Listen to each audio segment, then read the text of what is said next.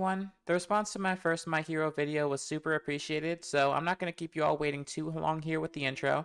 The only thing I want to say is I just have a few quick things to go over. First off, you're going to be meeting a few new members of this universe's version of Class 1A. And for those of you experienced with Marvel here, there is a character that I'm going to be using as a member of this new group who I'm going to be making some changes to because, to be honest, I feel like she needs a bit more fleshing out in the current continuity.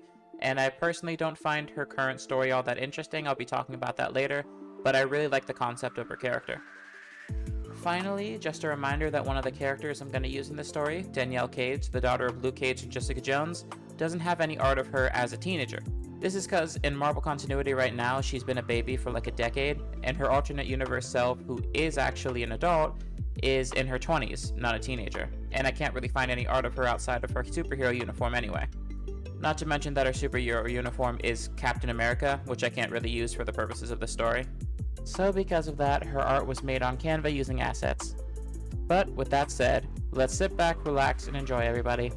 I'm your captain, and it's a genuine pleasure to take you on another tour of the strongest Earth in the multiverse. See you on the flip side. Welcome to the Green Lantern Corps. As the sludge from the villain rained down from the sky, the newly found emerald glow in Izuku's eyes faded, just in time for him to see the shocked faces of the heroes in front of him, then Toph, and then between the hundreds of faces in the crowd, Melissa, looking just as confused as he was. I guess I found her, Izuku thought as he stared at his hand. He walked dumbstruck to Toph, as the other heroes clapped him on the back for all the amazing things he did, and the incredible quirk he had. He just nodded dumbly at them. They said he should be more careful, and he didn't say a word in response, until Toph managed to drag him away from the crowd. As they walked down the alley in silence, Toph finally spoke. So, you want to tell me what that was all about? Toph crossed her arms. I don't know. Izuku rubbed his eyes, only now noticing the green ring that now adorned his finger. He tried to pull it off, but it was like the thing was fused to his skin. Deku! Izuku turned his head to see the fuming face of his former friend, still covered in sludge. Izuku, for the first time in a long time, allowed Bakugo to attack him. As he was struck in the face, Toph pinned Bakugo to the wall with makeshift earth handcuffs. Bakugo thrashed against his binds like a wild animal as he screamed, You bastard! What, did you have a quirk this whole time? Have you been looking down on... A smack rang out against the alley walls. When Bakugo got over his initial shock, he looked to the red bruise on his cheek, left by Izuku's fist. You think I wanted this? Are you kidding me? Izuku punched Bakugo in the face again. Hours, days, weeks of training my ass off, it all just went straight to hell! Izuku's hands shook as he slowly tightened his hand around Bakugo's throat. Shut the hell up for once in your life! Izuku's fist barreled toward Bakugo, only to be caught by Toph's own palm, as she pulled Izuku into a hug. Something fairly rare for the friend duo. Izuku dropped his hands, practically going limp, as Toph dropped Bakugo from the wall. If she wasn't blind, Bakugo could have sworn that she was looking right at him. Leave, boomstick, before I give you something to bitch about, Toph sneered. Bakugo stared dumbly at the scene in front of him, and did something that he never thought he'd do. He walked away from a fight, disappearing down the alley. Toph knelt beside Izuku, as he stared at the wall behind her. Past the wall behind her, like he was staring into a void. Hey, you still in there, crybaby? Toph asked. Izuku stayed silent, dead silent. Eventually, Toph decided to smack him across the face to bring him out of his stupor, which only made his eyes focus on her, but his mouth still didn't make a single sound. Izuku? Toph murmured, her eyes beginning to fold over in worry. I think he's in shock. Toph turned around to meet the sympathetic voice. It was Melissa Shield, who was practically hiding behind the shrunken skeletal man beside her. I kind of went through the same thing, she said, walking towards Izuku. Izuku's face slowly turned to meet Melissa's crystal eyes as she knelt down next to him. It feels weird, right? Like your body just changed 9 times over? It feels like I've been hit by a truck, Izuku responded. My body feels weird, like it's heavy, but it's nothing compared to your mind, right? You go from knowing the limits of your body to being scared that you might break something just by touching it. That's how it is for me. Melissa put her hand on her friend's shoulder. Her eyes widened slightly as Izuku shook his head. Melissa, you know what it's like to be quirkless here, Izuku began. Non-mutants in Japan, everybody just steps on us. The whole nation never had one quirkless hero in its entire existence. They crop up everywhere else like every 5 years. It's like I finally got the confidence to do it myself, to bring hope to a whole new generation of people like me, and in one stupid moment the whole thing just got ripped away. Izuku clenched his fist so tightly that he thought a diamond could form from the pressure exerted. Sure enough, when he opened it, a small green gem fell out, clattering to the floor. Just like he imagined. Why the hell did this have to happen to me?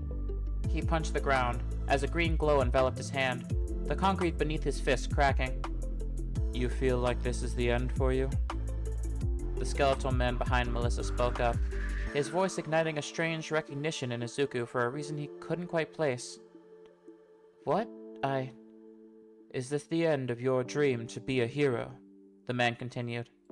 No, of course it isn't. It's just... Plans change, kid. I know what it's like when the hero you wanted to be is out of your reach, but it doesn't mean you can't be another kind. The man's whole demeanor changed. He grew to double his size as his voice dropped several octaves. Izuku took in the new visage of All Might, standing before him in all his glory. His second chance encounter with the hero in a couple of hours. You can still be a hero. You can still make a difference. Your new abilities aren't the end of the line, young one. Japan's symbol of peace reached his arm down, Izuku slowly reaching for it, only for All Might to shrink down almost immediately after he was grabbed, coughing up blood. Oh, what? Did I do that? Izuku rushed to All Might's side. He didn't know what his new powers were, after all. He could have hurt All Might. Even if he didn't know how. No, it tends to happen. A bit more than usual now. Think the Hulk if his transformation only lasted for a few hours. All Might replied, Izuku slowly nodding in understanding.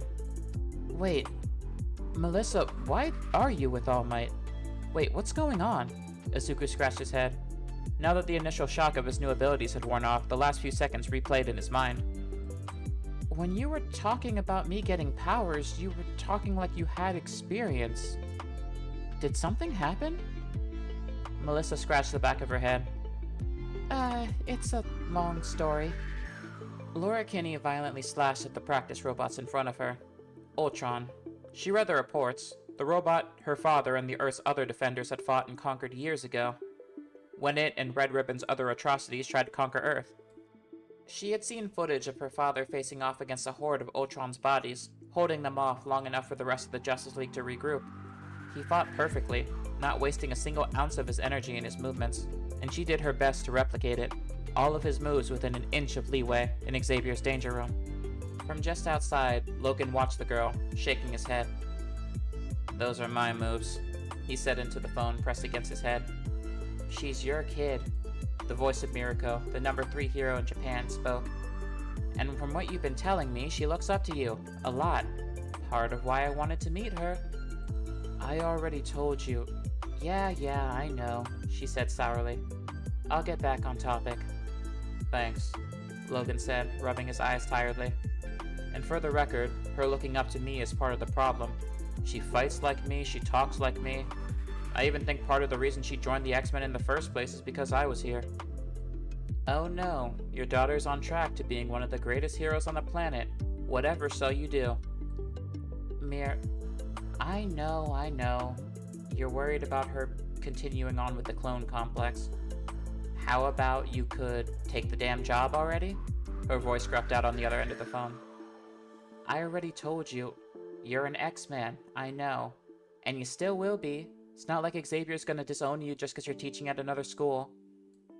You'll just be working further away, and maybe closer to the woman you've been dating for over a year?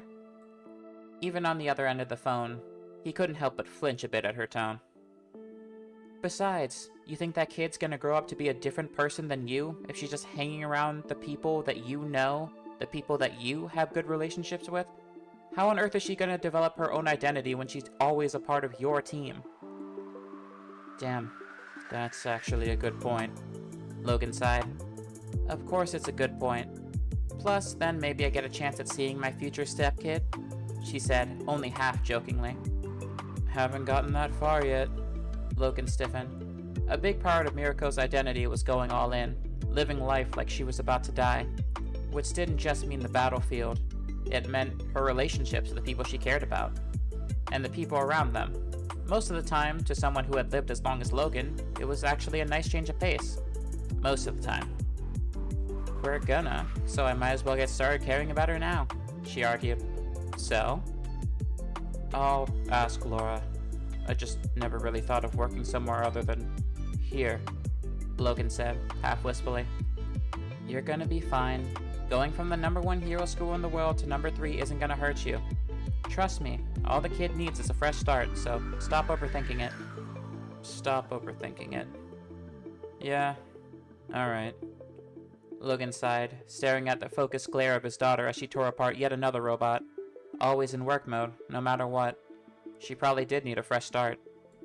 Hey kid, you in here? Tony Stark asked, poking his head into the personal lab that he had made for his adopted daughter. She had been flowing in and out of the house at such a quick rate it was practically impossible to keep tabs on her for the past couple of days. He knew what that was like. It was how he was in the early days of donning his armor, which only made him even more worried. Huh? He heard her voice further in. It was clearly only half there at the moment, spaced out. He walked further in the direction that he heard it in the cluttered lab, only to see her, going over her armor with a fine-toothed comb, muttering to herself half the time and electrocuting herself the other half. Oh, you piece of... Riri, Tony said, the girl jolting upward and stiffening to the point of near statuehood. Still having trouble with the upgrades, huh? Riri scratched her head, turning back to him. Yeah, my old suit was crap. It was so far behind your stuff that it was pretty much useless. She rubbed her eyes. But I try to integrate more modern Stark tech into any of this stuff and it blows up in my face. Your suit wasn't crap, kid, Tony said, sitting next to her. You're already keeping up with some of the newer heroes. I'm not anywhere close to you yet. You aren't supposed to be. I wasn't close to me when I was your... Technology gets better over time, she shouted. You understood what you were given at my age and you made it better. I'm supposed to be able to do the same... That's enough. Tony placed a hand on her shoulder. Kid, you know that this mission that you went on, that thing with the Titans, that wasn't your fault. Not even they think so. That's why they keep calling the damn house. Last time they called, Emma threw the damn phone out the window. That was the 8th time. She's also worried about you, by the way, in case you care. Of course I care.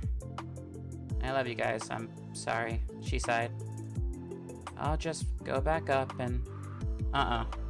You and me both know that you're just gonna go back here again the first chance you get and drive yourself crazy. Either that or you're gonna shut down. You ain't fooling me, even if you are a genius. He nudged her, finally getting a smirk out of the girl. I think you and me need to have a chat.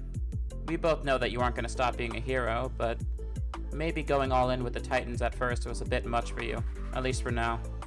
So, I'm gonna grab Emma, and we're all gonna sit upstairs, and we're gonna talk options, okay? Yeah, okay. So, you want me to go to some fancy place overseas? Danielle Cage asked her parents, Jessica Jones and Luke Cage, who nodded to each other. More specifically, the League kinda does, Luke offered. You got the best parts of both me and your mom in you. Heck, the people who came before us, too. Wow. Why are you laying on the compliments so heavy? Danielle asked. Is this really that important? Afraid so, kiddo. Jessica Jones cupped her daughter's hand, looking into her eyes. I never doubted that you could take care of yourself. Heck, it's everything I ever hoped for you to be able to do. And apparently, others took notice. We don't know what. It could be nothing, but something might be going down there soon. And if it is something, it's something that's gonna affect everybody. The Titans are apparently looking into it too, Luke added. But you're the only young hero out there who isn't super public, trying to keep her lower profile like your folks.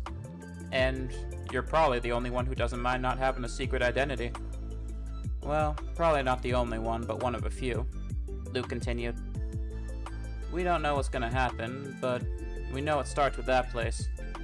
But listen, you don't have to. Don't have to? I'm not chicken pops, she said, not missing a beat. Danny, Jessica began, only to get cut off by her daughter. I'm the daughter of two of the greatest members of the League. I'm named after the Iron Fist. Heck, I call Spider-Man my Uncle Pete. She gripped the hands of both of her parents. If there's anything that you guys have taught me, it's that no matter what, when you have the power to protect people, you become their shield. No matter what. I'll be damned if I forget that. Damned, huh? Don't let Matt hear you talking like that. Jessica joked, Luke nudging her with a smile on his face. You ever need us, even for a second, Luke began. Pops, I'll be okay. I was gonna strike out on my own at some point, right? She said, promising in her heart that she would make these two people before her. The people who managed not only to defend her, but to defend every innocent in their neighborhood every day. Who saved the world several times before she was even born. The proudest that they had ever been. Smash! A giant boom rocked Izuku's ears as he watched a shockwave rock over the ocean. Melissa Shield had just done that. His quirkless friend had just done that. Not quirkless anymore. So, All Might gave this to you? When did this even...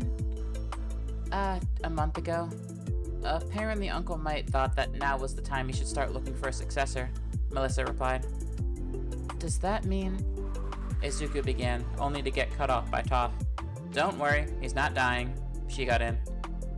His heart rate is about average. His breathing seems fine, if a little off, she said, feeling him through the ground. I'm still right here, you know, All Might sighed, making Izuku jump in surprise. To his own shock, he had kind of forgotten about All Might's presence. It had just been that kind of day. And to answer your question, All Might lifted his shirt, revealing to the teens a horrible wound that enveloped half of his torso. While Izuku stared in shock, Melissa simply turned away. She didn't want to see it again. Ever again. As All Might explained the origins of this injury, the pieces started falling into place for Izuku. Why his appearances were getting shorter and shorter. He honestly kicked himself for not figuring out sooner. So much for following in the footsteps of the world's greatest detective, he muttered to himself. So, Izuku began, what does this mean? When you're gone, when your power finally drains, what... I've thought about that, All Might admitted, lowering his shirt once more as he stared over the seas. When I was younger, I dreamed of becoming a symbol. The symbol of peace for the entire world that would bind us all together. A light for everyone to look forward to.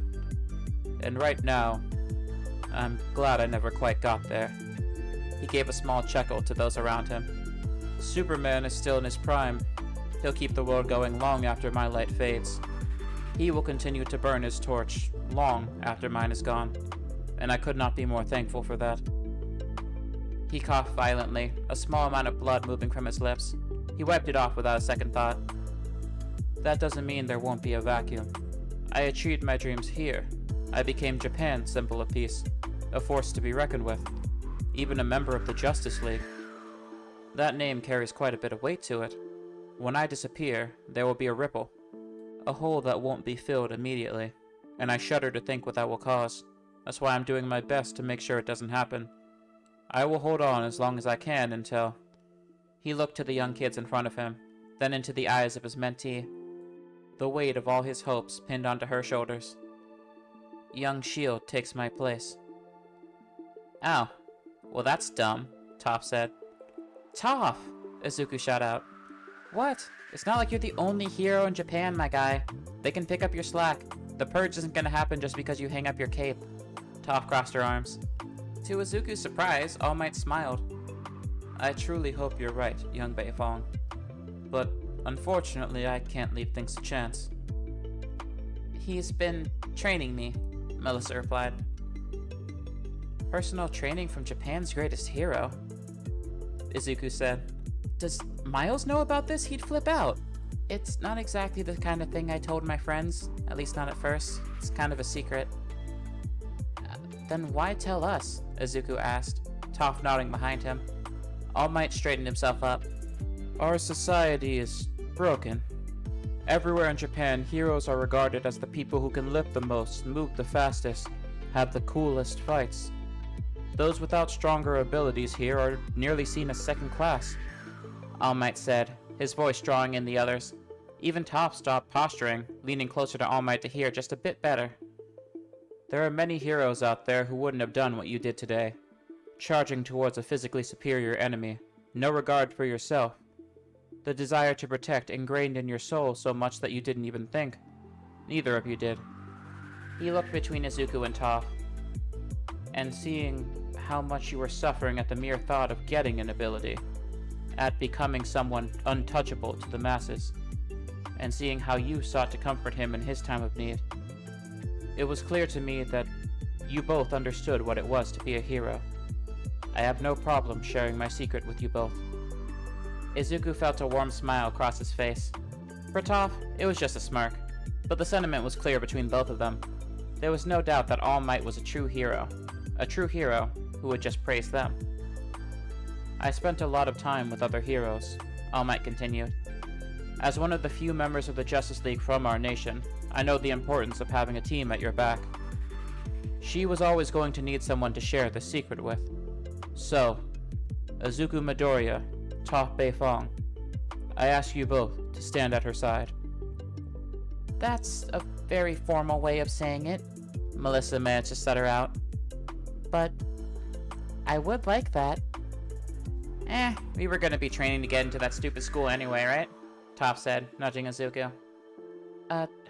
Yeah, Izuku replied, half stupefied by the person before him. Training with All Might alongside two of his friends? He had sure come a long way from that friendless weak kid he used to be. I'd like that, too. Melissa hugged the boy in front of her tightly. Oh, thank goodness. I was really starting to freak out about doing this alone.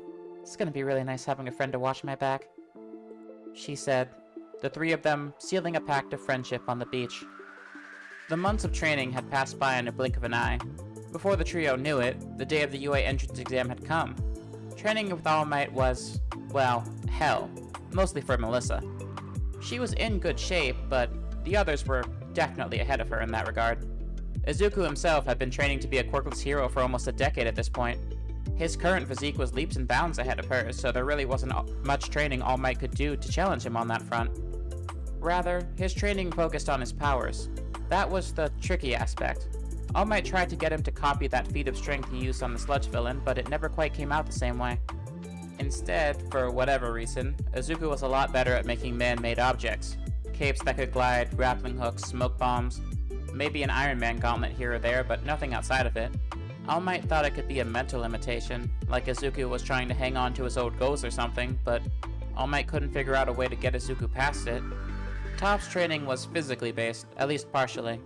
Her proficiency with what most, including Toph herself, had assumed was her quirk was incredibly high, but she had neglected physicality in favor of her power, which she mostly continued to do during training. Every time he tried to put limits on her power use, she always figured a way around it. So he just ended up training her power further, which, given that she was already incredible at using it, didn't feel like it accomplished much.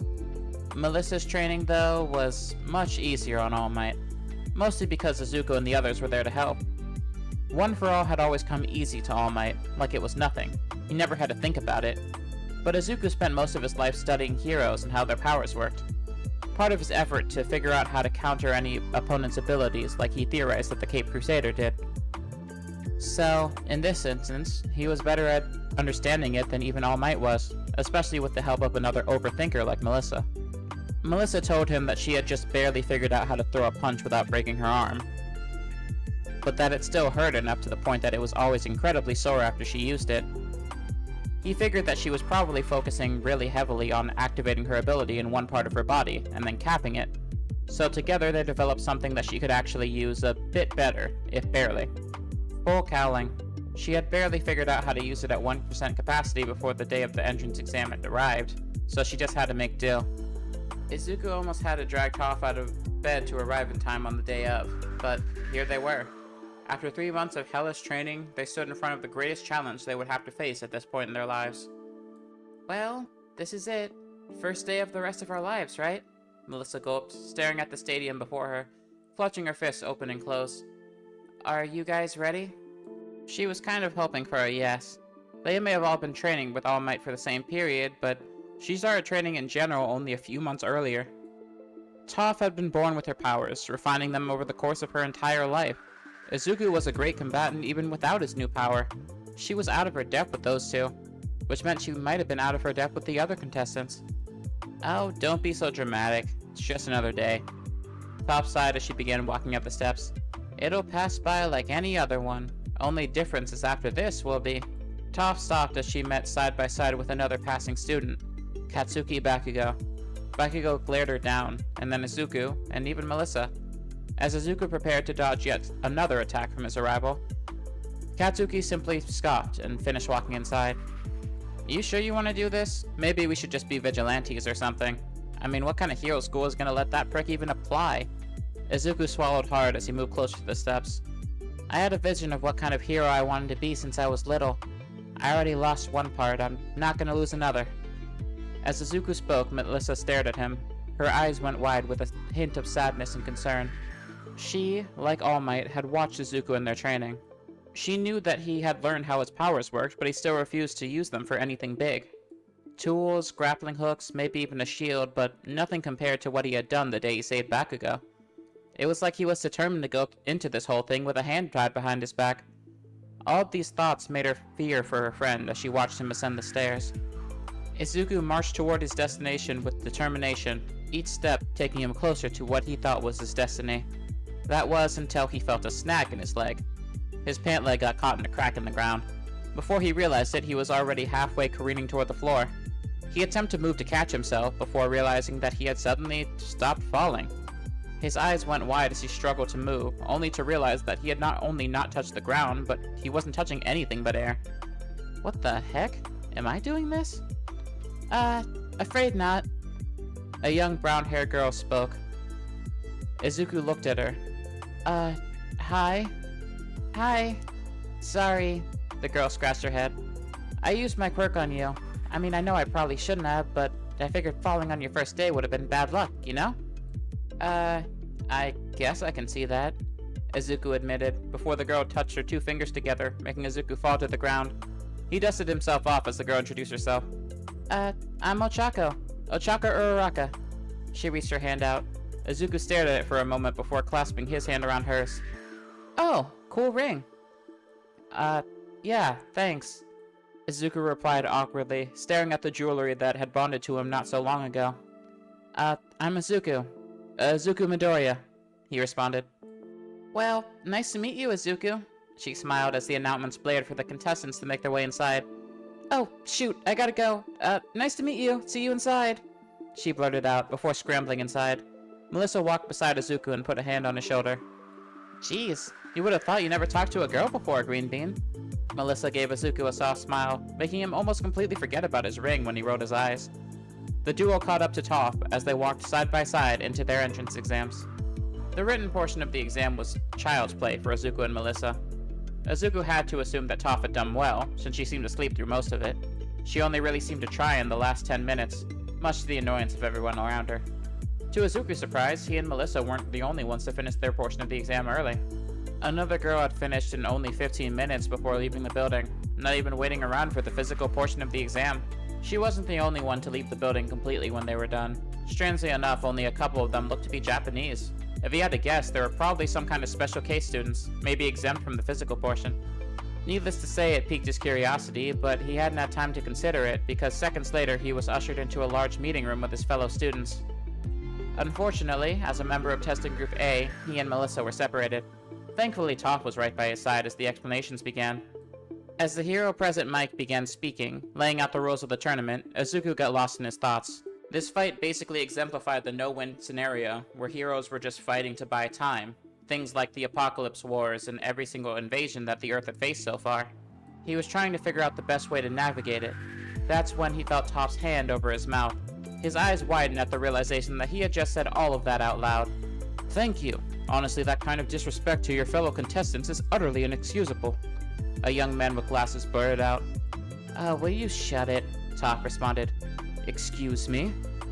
I'm the only one allowed to pick on the stork for stuttering. I'm not putting up with it from anyone else. And for the record, the only inexcusable thing I see is someone trying to humiliate someone in a hero exam. Toph hissed, taking her hand off Izuku's mouth. The blue-haired boy took a step back from Toph and began looking down as President Mike continued his speech. As he finished speaking, Toph took that as her excuse to take off, with Izuku following soon after. The other contestants stared at them, with President Mike smiling and shouting to the heavens.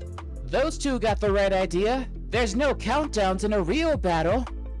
This battle, so far, was child's play for Top. She had finished off every single robot that had come her way with little more than a flick of her wrist or a shuffle of her foot. Not to mention that she slid on the ground around her so quick that her opponent simply couldn't match her speed.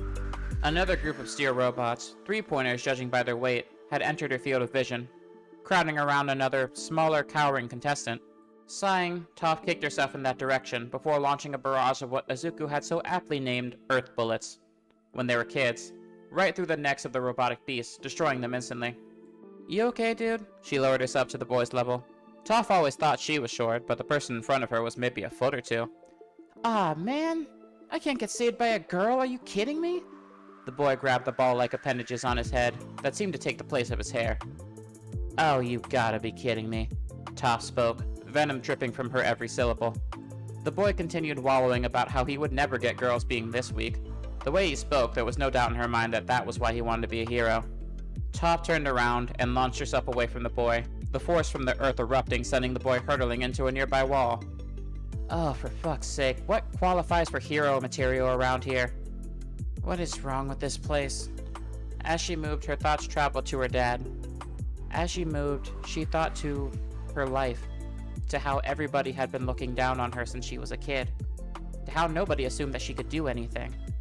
And then she thought to her dad, to how he became one of the world's greatest heroes without having any powers, to how he didn't listen or have to answer to anybody. Maybe I should just go the vigilante route, she grimaced as she continued thrashing every robot in her path. Only now her tactics were noticeably more aggressive. Well, that's certainly unfortunate. A small mouse-like creature watched the screen, surrounded by Japan's greatest heroes. Those who were involved with UA, at least. This incident will likely knock at least 3 points off of Miss Beifong's score for injuring another student. Well, it isn't like he didn't at least half have it coming, Midnight responded, folding her hair over her shoulder. Besides, her going to help the little guy added about 30 to her score. She's still well in the green. All Might ignored the comments of his colleagues as he watched his successor. Melissa Shield, to his relief, was doing pretty good, even great. She hopped around with a level of parkour fluency that was more than passable. And with each smaller corner she took out, her score was rising rapidly, putting her well within the range that most people were likely to be when they passed. It was looking pretty good for her. Hopefully things would work out. That was until it came out. So, that thing's a 0-pointer. Izuku gulped. The thing was easily half the size of Ant-Man's giant form, and the way it crushed the area around it with such little effort made it seem like it rivaled the Hulk. Izuku had managed to take down a fair amount of robots, rushing around and hitting their vital points with blades or swords that he made. He even had one victory that he was particularly proud of, taking down a 3-pointer with a well-placed throw of his copy of Captain America's shield. He was sure that he probably had enough points, so the best strategy here was to simply stay as far away from that thing as possible. Unfortunately, the universe seemed to be against him. He heard the scream of another examinee, and before he knew it, he felt his legs moving. He soon came face to face with Ochaka Uraraka, pinned under a pile of rubble. Izuku knelt down beside her and created a mechanical lift to push the rubble off of her. He barely managed to lift it off for a second and pull her out before the rubble came crashing back down, completely crushing his construct. "Can you walk?" he asked as he tried to help her up. She screamed in pain as the weight moved to her foot. Ow, I don't think so. You should probably save yourself. She smiled weakly. Izuku watched as the mechanical titan slowly grew closer to him, to the other contestants, half of which weren't even moving. If he didn't stop this now, who knew how many people would get hurt? Once more, his legs moved before he could think, before he could even process a thought. He molded a construct of a trampoline that launched him at half the creature's height. Willpower search. Battery at 90%, 95%, 100%. A voice rang in his ears. In this moment, Izuku could only think of one thing, the one thing strong enough to bust this thing down. The strongest thing there was. Hulk Smash! Izuku formed a mold of the green Goliath around himself that tore the mech to pieces, crumbling its head like a piece of tissue paper. They were safe. He saved them. All of them. The adrenaline wore off as Izuku watched the body of the steel monster clatter to the ground. He suddenly felt drained, like every ounce of concentration had just faded. Willpower fading. 70%. 50%. 10%. Battery drained. Uh-oh. I think I'm out. Izuku took in just how high up he was, and how much the landing was gonna hurt. He fought not to close his eyes, the sheer exhaustion beginning to take him. Just as he was about to hit the ground, he was caught by the girl he rescued, making him weightless just before he hit the ground. She lowered him to the floor, just as the day came to a close, the announcer telling everybody that they could go home. Hey all, thanks for checking out this video. As always, it means a ton to me. And yeah, that little bit of Mineta is showing that some Class 1A members aren't going to be present here. But have no fear.